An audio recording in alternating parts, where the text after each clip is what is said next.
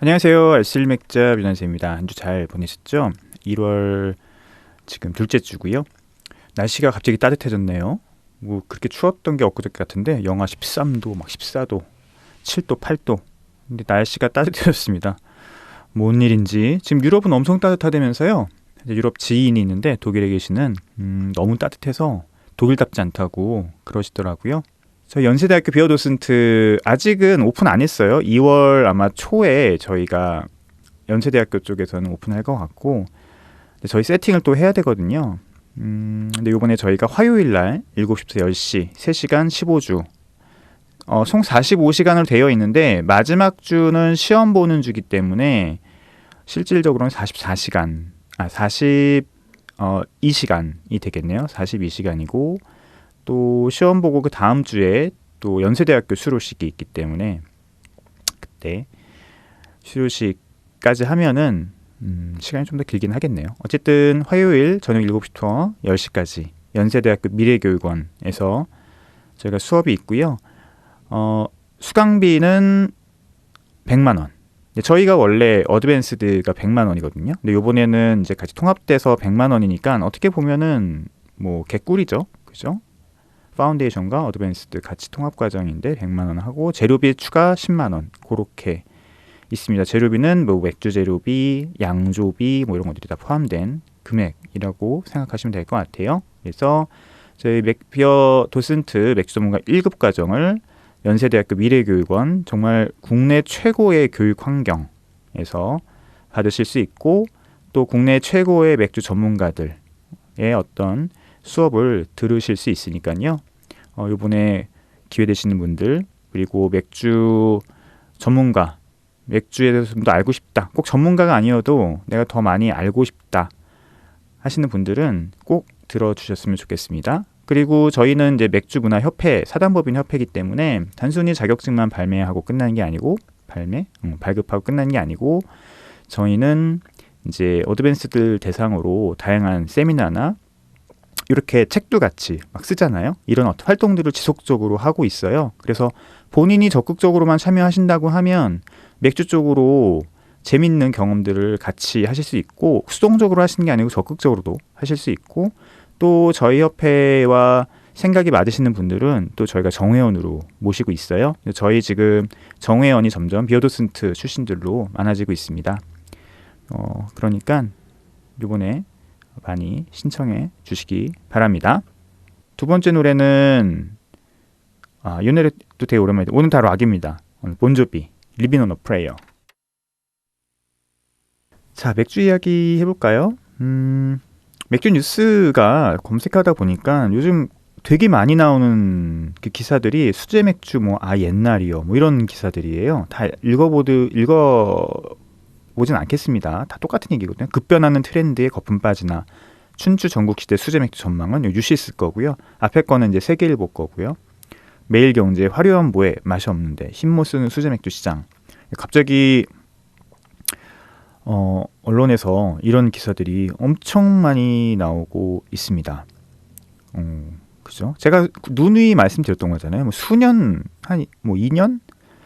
길게 3년 동안 말씀드렸던 이제 콜라보 수제 맥주가 막 쏟아질 때, 이거 오래 못 간다. 그리고 피로감을 일으키고 수제 맥주라고 하는 이제 저는 그래서 수제 맥주와 크래프트 맥주를 이제 저는 분리해서 지금 얘기를 드리고 있잖아요. 그래서 이제 수제 맥주라고 하는 카테고리는 우리가 알고 있는 크래프트 비어, 크래프트 맥주와는 다른 카테고리가 되었다라고 저는 이미 말씀을 드렸어요. 그리고 요게 오래 못 갈 것이다. 이렇게 우후죽순 그 편의점에 쏟아지는 콜라보 맥주 위주의 4캔만 원 대중 수제 맥주들은 결국은 피로감을 유발할 것이고 구분이 없어질 것이고 향미라고 하는 크래프트 맥주의 본질과 멀어져 있기 때문에 안 좋아질 것이다. 시장이. 그렇게 얘기를 했었습니다. 근데 이제 최근에 그런 것들이 많이 기사로 나오는 것 같고요. 글쎄요. 저는 답이 보이지 않습니다. 브랜드 가치라고 하는 게 그 짧은 기간에 이루어지지 않는 거거든요. 헤리티지라고 하는 것은 훨씬 더 오랜 기간 필요한 것이죠. 쉽지 않습니다. 돈을 많이 들인다고 쌓이지도 않고요. 뭐 그렇다고 또 시간이 아주 많이 주어진다고 쌓이지 않습니다. 뭔가 다른 것과는 다른 가치를 갖고 있어야 돼요. 제가 뭐 강연을 할 때도 항상 얘기하지만 당신들의 맥주가 왜 시장에 있어야 되는지 스스로 물어봐라 라고 얘기를 하거든요. 처음에 맥주를 크래프트 맥주든 하여튼 브루어리를 처음 시작하시는 분들이나 펍도 마찬가지예요. 당신들의 맥주 혹은 당신 팔려는 맥주가 왜 당신 가게에 있어야 되는지, 아니면 당신이 만들려고 하는 맥주가 왜 이 세상에 있어야 되는지 그 가치에 대해서 스스로 대답할 수 있어야 되고, 그래야지만 소비자들한테 그것을 설득할 수가 있다. 소비자들이 그것에 설득이 돼야지만 그 맥주를 마실 수밖에 없고, 그러다 보면 관심이 높아지고 좋아하게 되고 사랑하게 되고 열성 팬이 되는 거죠. 그리고 그런 것들이 모여서 이제 헤리티지가 되는 거거든요. 그런데 그런 것들을 쌓으려는 생각하지 않고 매출 위주의 어떤 정책을 단기간에 펼쳤기 때문에 뭐 이거는 뻔한 결과일 수밖에 없습니다. 하지만 제가 말씀드리지만 국내 크래프트 맥주 씬에서 그런 헤리티지를 쌓는 브루어리들도 있습니다. 있고요.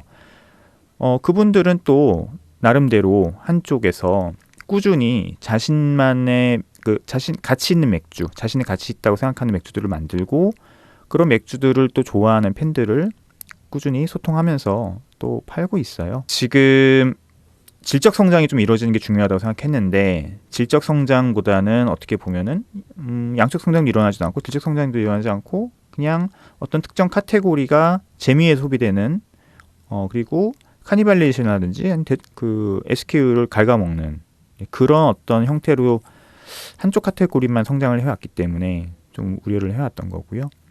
뭐 방법이 없습니다. 지금부터라도 꾸준히 헤리티지를 쌓기 위한 노력. 저 대중 맥주는 상관없어요. 저희가 말씀드리는 맥주는 이제 크래프트 맥주를 말씀드리는 거예요. 대중 맥주는 다 잘합니다. 돈도 많고요.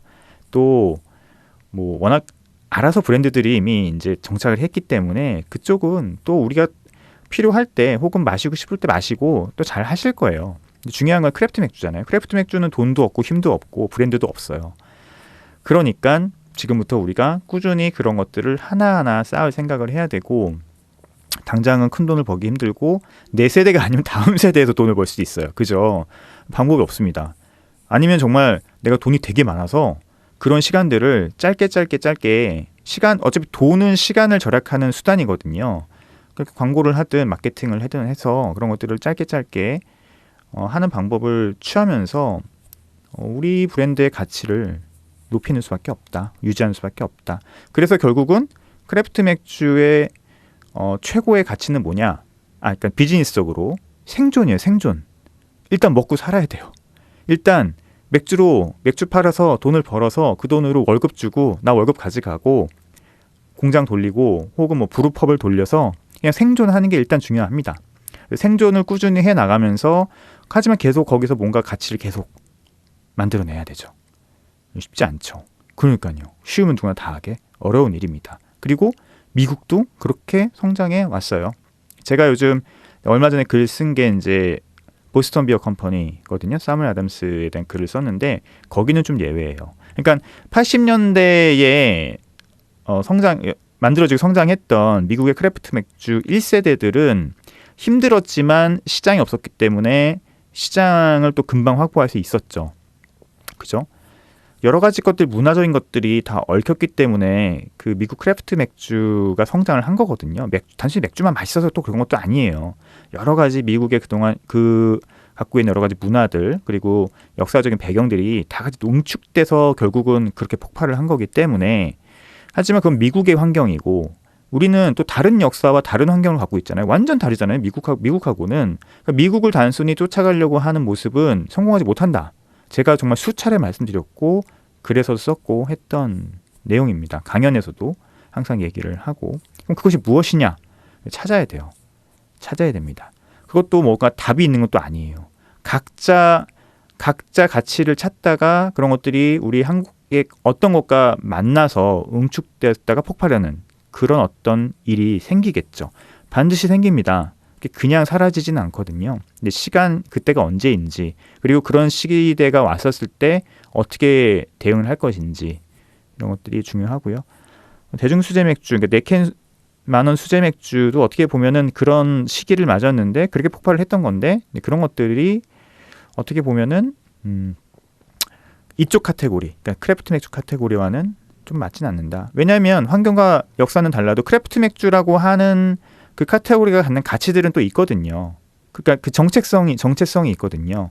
그 정체성과는 이 4캔 만원 수제 맥주, 대중 수제 맥주와는 좀 맞지 않았다.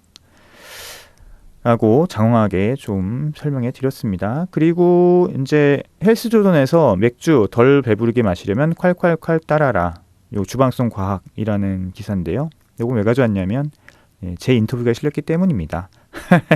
그거 SNS 보셨나요? 저 몰랐다가 누가 이렇게 보여줘가지고 저희 매장에 누가 직원이 보여줘서 봤는데 저는 인스타에서 봤는데 맥주 막 따른 다음에 뭐 넣으니까 펑 하고 막 거품이 터져서 뭐 맥주 이렇게 따라서 먹으면 뱃속에서 부글부글 거리게 된다. 뭐 이거 SNS 보셨죠? 뭐 난리 났던데 그거. 그래서 이제 기자분께서 저한테 이제 여기에 대한 기사를 쓰고 싶은데 조금 얘기를 해달라고 해서 인터뷰를 했고요. 서면 인터뷰를 했습니다. 이메일 인터뷰를 해서 이제 관련해서 제가 기사를 자료를 좀 보내드렸고 굉장히 충실하게 기사가 나와서 소개를 해드립니다. 그래서 이거 보시면 될 것 같아요. 정답은 그렇게 해서 배가 더부룩할 수도 있고 아닐 수도 있습니다. 그렇게 극단적으로 표현을 하면 당연히 배가 더부룩할 수 있겠죠. 그런데 생각해 보세요. 맥주를 우리가 조심조심 이렇게 따라가지고 탄산이 안에 맥주에 많이 있는 거를 한꺼번에 다 마시나요, 맥주를? 그렇지 않잖아요. 보통 맥주 한 잔 하면은 비싼 건 330ml, 뭐 작은 건 330ml, 뭐 큰 건 500ml 이렇게 마시는데 맥주를 쭉 따른 다음에 그걸 갑자기 우리가 한 번에 벌컥벌컥 마시나요? 그러지 않잖아요. 놓고서는 한 모금 마시고 또 얘기하다 한 모금 마시고 그러잖아요. 그 시간 중에 탄산은 계속 날아가요. 탄산이 계속 날아갑니다. 탄산을 처음에 맡고 있는 게 거품이죠. 거품이라고 하는 것의 실체는 그 탄산에 붙은 단백질이에요. 맥주에는 단백질이 있으니까요. 몰트에는 단백질이 있으니까 그 저분자 단백질 콜로이드들이 탄산과 같이 올라와서 장력을 형성하면서 멈춰 있는 게 거품이죠. 그게 하얗게. 콜라나 샴페인도 거품이 있지만 금방 사라지잖아요. 왜? 그거는 탄산밖에 없으니까. 그런데 맥주는 그 단백질들이 저분자 단백질들이 탄산을 타고 붙어서 올라와서 옆에서 지들끼리 장력을 형성해서 일단은 멈춰 있습니다. 당분간. 그리고 사라지죠. 뭐에 의해서? 중력에 의해서 사라지는 거예요. 그래서 거품이 처음에 있다가 사라지게 되잖아요. 그죠? 그러면 우리가 거품이 이렇게 있었을 때 그 원샷을 막 하나 맥주를 안 하죠. 기다리잖아요. 기다리거나 아니면은 천천히 얘기를 하면서 맥주를 먹거나 이렇게 하잖아요. 그 가운데 안에 있던 탄산들이 다 날아가게 돼 있어요. 다 날아가는 건 아니지만 계속 날아가는 모습을 보입니다. 그리고 맥주를 우리가 막 마시는 게 아니고 한 모금 딱 마시고 또 내려놓고 하잖아요. 그 정도의 탄산이 뱃속에 들어가서 우리 배를 거북하게 하지 않아요. 만약에 그 SNS처럼 그렇게 탄산이 뭔가 팡 폭발해서 배를 거북하게 하려고 하면 맥주를 따르자마자 우리가 원샷을 막 벌컥벌컥 해야 돼요. 그러면은 뭐 좀 더부룩할 수 있겠죠. 혹은 더부룩하지 않을 수도 있어요. 그렇게 하더라도. 왜냐면 그게 우리가 소위 트림으로 다 나오기 때문에 그래요. 탄산가스가 순간적으로 뱃속에다가 다 배출이 되기 때문에 그게 뱃속에 계속 머물어서 뭔가 우리 속을 거북하게 하진 않습니다. 무슨 말씀인지 아시겠죠. 그러니까 그 SNS의 그 아저씨의 설명은 맞을 수도 있지만 틀릴 수도 있고 혹은 과장된 얘기일 수 있다라는 게 저의 설명이었고요. 그 설명에 대한 기사가 나왔어요. 그래서 맥주 거품, 매각 속 단백질 덕품이다 라고 얘기 나왔고요. 그럼 거품 중요하냐 맥주에서? 뭐 일정 중요한 역할을 합니다. 일단 심미적으로 중요하고요. 예쁘잖아요. 맥주가 쫙 이렇게 거품 위에 쌓여 있으면 예쁘죠. 그리고 두 번째는 맥주의 가장 큰 적은 산소, 그죠? 맥주는 산소에 닿자마자 산화를 하기 시작하거든요. 물론 우리가 마시는 도중에 산화되는 것은 크게 향미에 영향을 미치진 않아요. 그래도 거품이 어느 정도 맥주의 산화를 막아준 역할을 한다, 그죠? 세 번째는 그 맥주의 거품이 딱 그 있는 동안 맥주의 향미를 가둬주는 역할도 해요. 잡아준 역할도 하거든요. 그래서 맥주에 거품이 있을 때 맥주를 마시면 거품 속에 있었던 향미들이 조금 더 강하게 우리한테 다가올 수 있습니다. 그래서 맥주의 향미를 조금 더 우리가 짙게 맥주의 향미를 좀 더 잘 맞게 해주는 역할도 해주는 거죠. 그래서 이렇게 맥주의 거품이 해주는 역할들이 또 이렇게 있어요. 그래서 그 얘기가 나왔고 막 따르기, 배부름 방지 효과 크지 않아. 그렇죠. 막 따라서 거품이 막 생겼어요. 그렇게 마시면 몇 가지 문제점이 있어요. 그러니까 SNS처럼 거기는 막 너네 뱃속에서 부글부글 하기 싫으면 맥주 막 따러 뭐 이렇게 얘기하잖아요. 그런데 그게 현실적이지 않아요. 펍에서 맥주를 그렇게 따르잖아요. 그러면 거품이 많이 생기죠. 그럼 서빙을 빨리빨리 못해요. 우리나라 사람들 급하잖아요. 맥주 왜 안 나오냐고. 그럼 거품 기다릴 때까지 기다려야 되잖아요. 그러면 서빙이 늦어지고. 그러면 거품이 많아. 그러면 서빙 빨리 달라 그래. 그럼 어떻게 해요? 버립니다. 거품을. 그러면 로스가 나요. 그래서 보통 그렇게 따르는 거는 굉장히 비효율적인 일이에요. 그래서 과탄난 맥주가 최악이에요. 진짜. 맥주에 과탄이 딱 생겨버리면 탄산이 너무 많아서 필요 이상으로 맥주에 과탄이 생겨버리면 탄산이 생겨버리면 따를 때 거품이 너무 많아져가지고 정말 짜증납니다. 뭐 어떻게 없앨 수도 없어요. 과탄이 한번 생겨버린 거는 맥주 어떻게 뭐 방법이 없습니다. 바꿀 방법이 없습니다. 물론 뭐 디카싱이라는 방법이 있긴 하지만 그거는 뭐 솔직히 일반적으로 하지 않는 방법이고요. 그래서 네, 그렇게 따르면 안 돼요. 이쁘지도 않잖아요. 그죠? 그렇게 한다고 해서 거품이 또 갑자기 탄산이 확 날아가지도 않아요. 그죠? 그래서 그렇게 SNS에서 하는 그 아저씨가 한 것은 약간 과정이 심하다. 또 탄산, 이게 거품 말고 탄산은 확실히 향미에 영향을 주기도 하죠. 첫 번째로 탄산은 혀 위에 있는 지방기를 제거해줘서 맥주와 음식을 먹을 때 조금 더 음식의 맛을 좀 더 잘 느끼게 해주는 역할도 있고요. 그리고 또 아까 말씀드렸듯이 또 그 탄산 때문에 아로마가 확 올라오는 경우들이 있어요. 그래서 어떤 맥주의 향미를 좀 더 잘 느끼게 해주는 일정의 역할을 해준다라고 말씀을 드렸고 기사에 이렇게 나왔습니다. 탄산이 또 세면은 그 매운 음식과 먹었을 때 일시로 매운맛을 약간 이렇게 중화시켜준다. 이게 더 맞겠네요. 중화시켜주는 역할을 해주기도 합니다. 세 번째 노래는 하현우, 쿠카스텐, 카지노 OST, 슬로우 다운 듣고 오겠습니다. 하현우, 슬로우 다운 듣고 왔습니다. 짧죠? 예, 짧아서 듣고 왔고요. 자, 비어 딕셔너리, 맥주에 대한 모든 것, 리처드 크로스데일, 유난샘, 이명용, 이동석 옮긴 이 책을 갖고 맥주에 대한 얘기를 계속 우리가 확장시켜 보죠. 저번 시간까지 아세트알데히드 얘기했고요. 아세토박터가 나왔네요. 아세토박터는 와인과 맥주에서 초산을 생성하는 박테리아로 람빅, 플란스 레드에일 그리고 남문베르에서 숙성되는 몇몇 맥주들에서 찾을 수 있지만 양조 중에 일부러 사용되는 경우는 거의 없다. 그렇죠. 왜냐하면 아세토박터는 에탄올을 대사하여 식초와 피클 주스를 연상시키는 시큼한 캐릭터를 만들기 때문이다. 이를 위해서는 지속적인 산소 공급이 필요하다. 요 아세토박터는 박테리아죠. 박테리아고 식초 박테리아입니다. 식초 박테리아. 초산을 만들어주는 박테리아예요. 그리고 이 아세토박터는 호기성 박테리아입니다. 그러니까 산소가 있어야 돼요. 그래서 그런 얘기 하잖아요. 와인 뭐 계속 오래 보관해 놓으면 식초된다. 뭐 땅속에 와인 오래 보관해 놓으면 식초된다. 거짓말이죠. 가짜 뉴스입니다. 와인을 땅속에 오래 보관해 놓으면 식초가 될까요? 맥주를 땅속에 오래 보관하면 식초가 될까요? 그럴 가능성이 없죠. 왜냐하면 아세토박터가 관여를 해야지 식초가 되는데 아세토박터는 호기성균이죠. 산소가 있어야 되잖아요. 땅속에 묻었는데 어떻게 아세토박터가 작용을 할까요? 그러니까 그 가짜 뉴스죠. 잘못된 과학이고요. 그럼 어떻게 되느냐? 그냥 맛이 없어지겠죠. 맛이 있어질 수도 있고요. 뭐 맥주나 와인에 따라 다르겠죠. 그래서 아세토박터를 일부러 넣지는 않습니다. 우연히 람빅이나 플란스 레드에일을 만들 때 우연히 작용할 수는 있겠죠. 당연히. 그렇죠. 그랬을 때 우리가 시큼한 향미를 만들어요. 시큼한 향미. 그러니까 단순히 신맛이 아니고 이렇게 시큼한 거 있잖아요. 타르트니스라고 하는 것. 그리고 타르트니스를 넘어가면 엑시더티라고 표현하는데 그 엑시더티까지 타르트니스에서 엑시더티로 넘어가는 그 시큼한 향. 혀를 짜르르 울리는 그 향미. 그게 바로 아세토박터가 만드는 것입니다. 그렇게 생각해 주시면 될 것 같고요. 그래서 맥주를 뚜껑을 열어놓고 그냥 밖에다가 계속 두면은 그거는 시큼해질 수 있습니다. 아셨죠?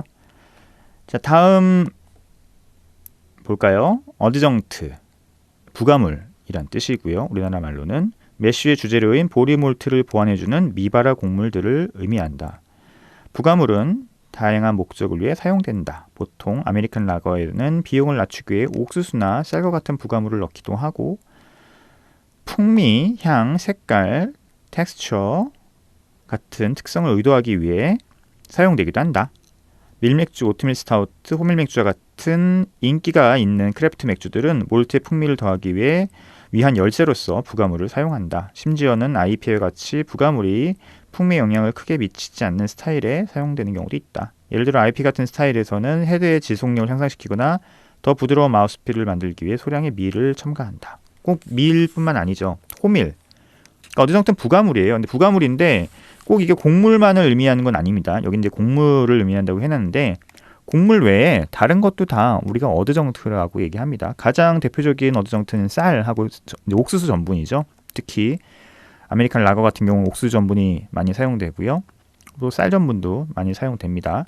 옥수수 전분과 쌀 전분을 사용하는 이유는 굉장히 드라이한 질감을 만들기 위해서 그래요.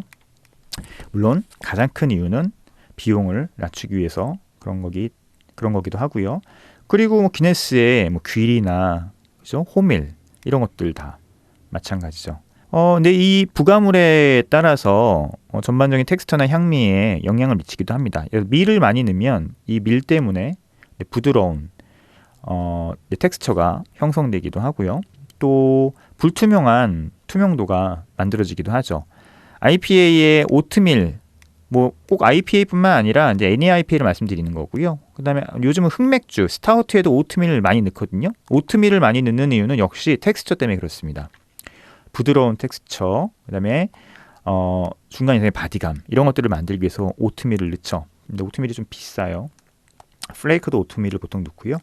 그러니까 여기는 미바라 곡물이라고 했는데 오트밀 같은 경우는 플레이크화된 오트밀, 우리 그냥 바로 우유 타 먹어도 됩니다.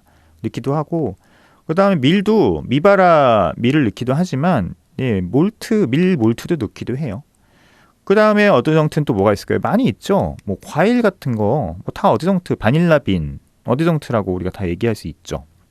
뭐 코리안더 시드 이런 것도 다 어드정트고요. 시나몬 이런 것도 다 어드정트입니다. 그래서 보통 이제 보리몰트, 호흡 요거를 제외한 나머지 것들을 우리가 다 어드정트라고 부르고 있습니다. 어드정트를 넣는 게 맥주에 이상한 것이냐? 절대 아닙니다. 물론 독일에서는 독일 자체에 맥주 순수령이 있기 때문에 부가물을 넣는 것에 대해서 꺼려지긴 하지만 뭐 베를린, 라이프치히나 이런 곳에 가면은 다 부가물 넣어서 맥주 만들어요. 그 북유럽, 북독일 쪽은 부가물을 넣는 게 전통적으로 이상한 일이 아니거든요. 시럽을 넣기도 합니다. 그래서 부가물을 넣는 게 절대 이상한 일은 아니고요. 단 과한 부가물, 여러분 예를 들어서 저번에 말씀드렸던 버터 맥주 같은 거, 단순한 가향, 요즘 4캔 10,000원 수제 맥주에서 아주 빈번하게 이루어지는 청포도 향 뭐 이런 거 있잖아요.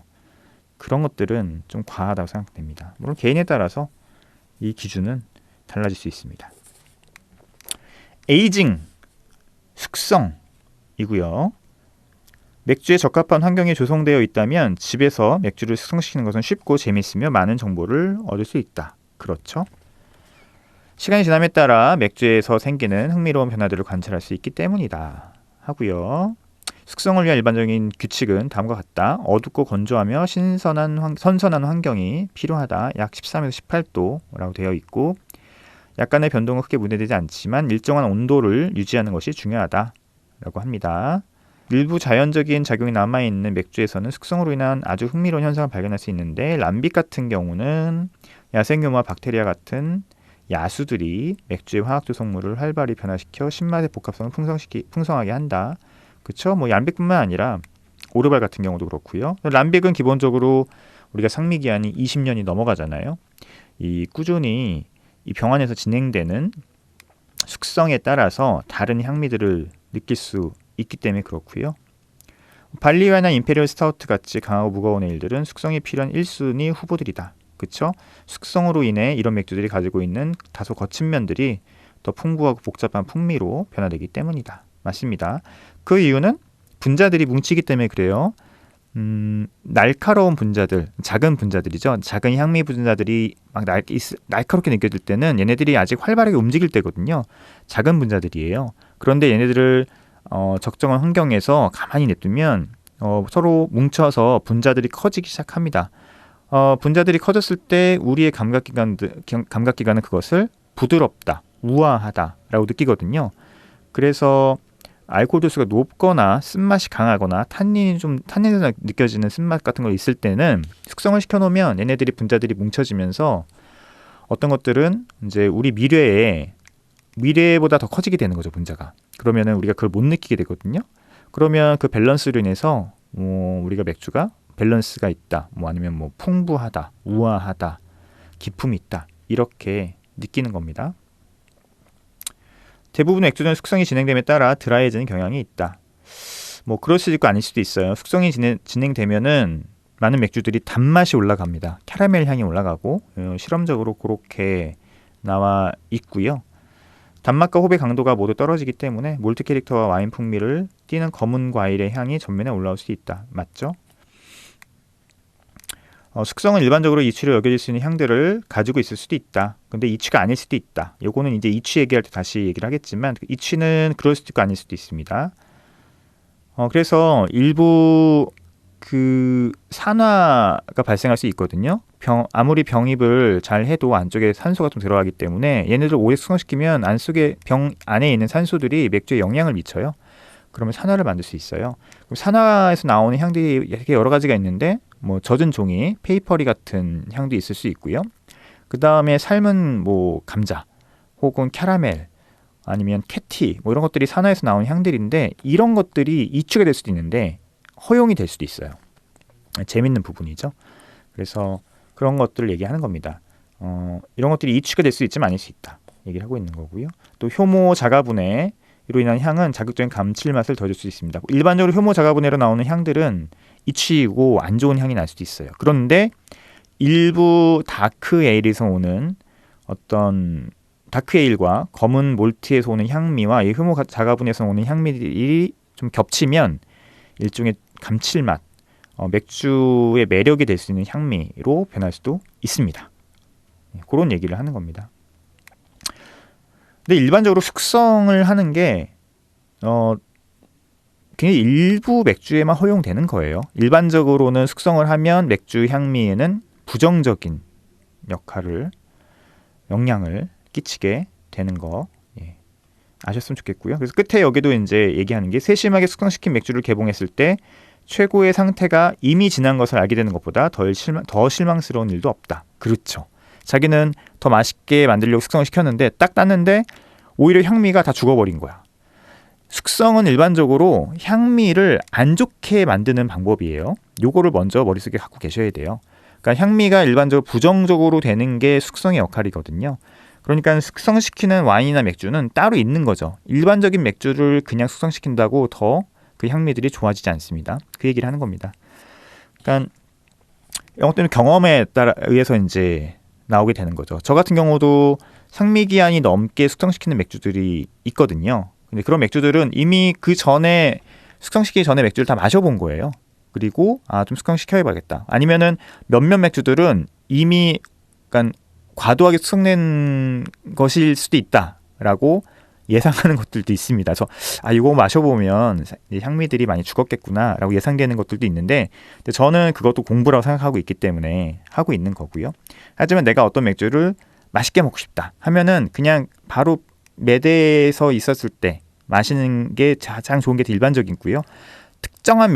몇몇 특정한 맥주들 같은 경우는 조금 더 1년 혹은 몇 개월 숙성시킨 다음에 드시는 게 좋은 맥주들도 있습니다. 임페리얼 스타우트라든지 배럴 에이지드 맥주라든지 아니면 람빅 같은 경우 그렇게 생각하시면 될 것 같아요.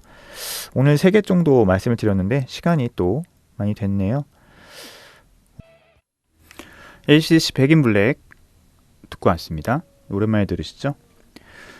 자, 마신 맥주 얘기를 좀 해드리면 첫 번째는 KBS 에스프레소를 말씀드릴 수 있을 것 같아요. KBS 에스프레소는 제가 1월 1일 날 2023년 1월 1일 날 첫 맥주로 마신 맥주고요. 요 맥주가 이제 숙성에 대한 아주 좋은 얘기죠. 요게 2020년 4월 30날 병입이 된 맥주거든요. 근데 제가 2023년 1월 1일 날 마셨으니까 약 2년 몇 개월, 뭐 6개월 이상, 2년 8개월 이렇게 숙성을 제가 한 맥주예요. 일부러 숙성을 시켰습니다. 일부러 숙성을 시켜서 제가 요거 숙성 안 시킨 맥주도 마셔봤거든요. 근데 요거 숙성 안 시킨 맥주는 굉장히 커피 향이 세요. 굉장히 커피 향이 세서 커피 좋아하시는 분도 괜찮고 진짜 이거는 뭐 커피가 들어간 KBS야 라고 느낄 수 있는 그런 맥주가 바로 이제 KBS 에스프레소인데 저는 요거를 한 2년 8개월 이렇게 숙성을 일부러 시켰고 숙성시킨 곳은 빛이 하나도 안 드는 그리고 온도의 변화가 거의 없는 저희 마루에 있는 거실에 있는 네, 장입니다. 장 안쪽에 넣어서 숙성을 시켰는데요. 확실히 전반적으로 모든 게 우아해졌어요. 뭐 커피나 뭐 헤이즐넛 이런 향들 당연히 올라오고요. 캐러멜 같은 힌트도 있지만 그렇지만 굉장히 묵직하지만 이게 갑자기 코와 입으로 확 밀려오진 않아요. 이게 우아하게 밀려오고요. 쓴맛도 이게 미디움 비트니스, 그러니까 아이뷰로 30에서 40 정도로 저는 느껴지더라고요. 그러니까 그렇게 쓴맛이 아니죠. 물론 쓴맛이 꽤 있는 정도의 쓴맛이긴 하지만 막 입안이 아플 정도의 쓴맛은 아닙니다. 적정한 쓴맛이고요. 이 정도 스타일에서는 당연히 이 정도 쓴맛이 있어야 되는 거죠. 단맛도 이렇게 높지가 않아요. 미디움 스위트니스라고 해서 적어놨거든요. 바디감 당연히 굉장히 무겁고요. 리치하고 라운디도 막 부드럽고 둥글둥글하지만 또 끈적이지 않아요. 그러니까 이게 어떻게 보면은 숙성에 굉장히 잘 된 경우라고 할 수 있어요. 좀 강렬한 커피 향과 헤이즐넛 향, 그 다음에 쓴맛을 원하시면은 그 숙성 굳이 시키실 필요 없습니다. 그런데 좀 부드럽고 우아하게 먹고 싶다 하면은 한 2년 정도 숙성을 시키는 게 이 맥주에서는 그게 나쁘지 않다. 2년 정도 숙성시킨다고 해서 이 맥주가 갖고 있는 모든 매력들이 다 사라지진 않는다. 예, 요런 것들을 아는 게 이제 뭐랄까요? 약간 한 단계 높은 수준이라긴 그렇고 조금 더 맥주를 깊게 즐길 수 있는 그런 방법이겠죠. 그리고 제가 마신 맥주들이 이제 센 오스텔 페일에일인데요. 그 펍에서 마신 그냥 페일에일이에요. 예, 잉글리시 페일에일. 특별히 말씀드릴 게 없습니다. 그리고 탭5 탭5를 마셨어요. 진짜 오랜만에 병으로 된 탭5를 마셨고요. 저는 탭6, 탭5는 다 병으로 마시는 게 좋다고 생각하거든요. 탭5 오랜만에 마셨는데 지금 상태 진짜 좋습니다. 한 6개월 정도 됐더라고요. 들어온 지. 그런데 한 6개월 정도 남았더라고요. 상미 기한이. 근데 진짜 좋습니다. 이 탭5는 바이젠 도펠복, 슈나이더 바이스의 바이젠 도펠복에다가 미국계 홉을 드라이호핑한 거잖아요. 지금이 딱 좋습니다. 정말 그 탭5가 갖고 있는 파이니하면서도 그런 어떤 그 스파이시한 그런 향들이 딱 꽂히면서 밸런스가 기가 막혀요. 지금 무조건 드시는 거를 저는 추천을 하고요.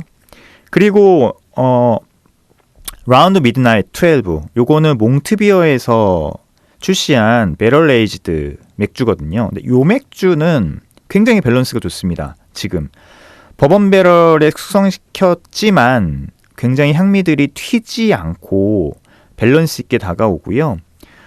그러니까 모든 향미들은 다 갖고 있는데 이런 것들이 굉장히 우아하게 다가오는 그런 모습이에요.